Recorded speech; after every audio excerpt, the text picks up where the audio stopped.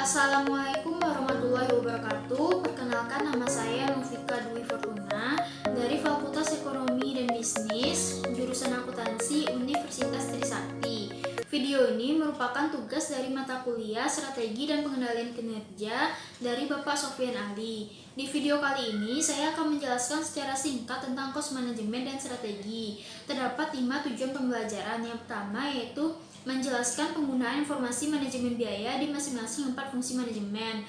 Fungsi manajemen yang pertama yaitu strategi manajemen, yang kedua planning and decision making, yang ketiga manajemen and operational control, dan yang keempat preparation of financial statement. Nah, peran strategi dan pengendalian kinerja ini terdapat pada fungsi manajemen yang pertama yaitu strategic manajemen, di mana perannya mengantisipasi perubahan, memahami bisnis dan lingkungan yang kompetitif, kemampuan untuk membuat perubahan yang cepat, kemampuan untuk mengidentifikasi dan memecahkan masalah secara lintas fungsional. Tujuan pembelajaran yang kedua adalah menjelaskan bagaimana lingkungan bisnis kontemporer telah mempengaruhi manajemen biaya. Ada 6 perubahan lingkungan bisnis. Yang pertama, peningkatan persaingan global. Yang kedua, kemajuan dalam teknologi manufaktur. Yang ketiga, kemajuan teknologi informasi. Yang keempat, fokus yang lebih besar kepada pelanggan. Yang kelima, bentuk baru organisasi manajemen. Dan yang keenam, perubahan yang terjadi pada sosial, politik, dan juga budaya. Tujuan pembelajaran yang ketiga adalah menjelaskan berbagai jenis strategi kompetitif. Terdapat 2 besaran strategi. Yang pertama itu ada cost leadership dan yang kedua ada differentiation. Cost leadership ini di mana perusahaan menciptakan produk atau jasa dengan harga yang lebih murah. Sedangkan differentiation ini adalah perusahaan menciptakan produk atau jasa dengan cara yang unik. Karena yang dibutuhkan pelanggan itu adalah prosesnya cepat, kualitasnya bagus, serta harganya yang murah. Tujuan pembelajaran keempat adalah menjelaskan teknik manajemen kontemporer dan bagaimana pengaruhnya terhadap manajemen biaya. Ada 10 teknik manajemen kontemporer.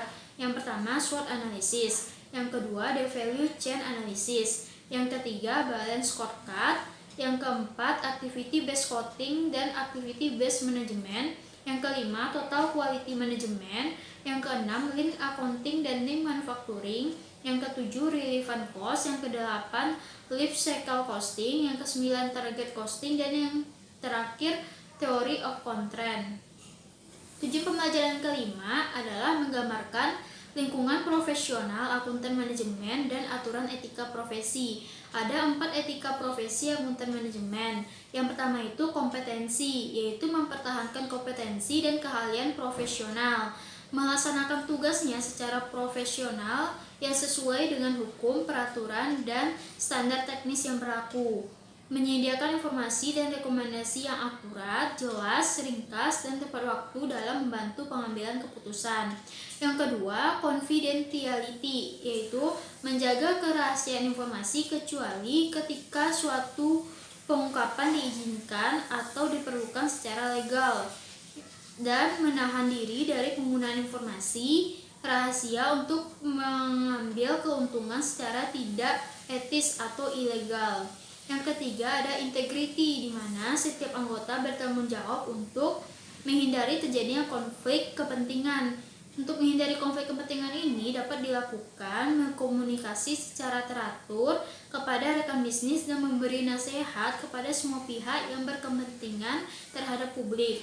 Dan yang terakhir ada objectivity, yaitu setiap anggota bertanggung jawab untuk mengkomunikasikan informasi secara wajar dan objektif, mengungkapkan seluruh informasi terkait untuk memberikan pemahaman kepada pihak pengguna terhadap suatu laporan, analisis, atau rekomendasi.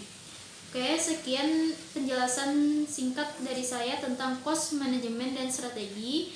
Wassalamualaikum warahmatullahi wabarakatuh.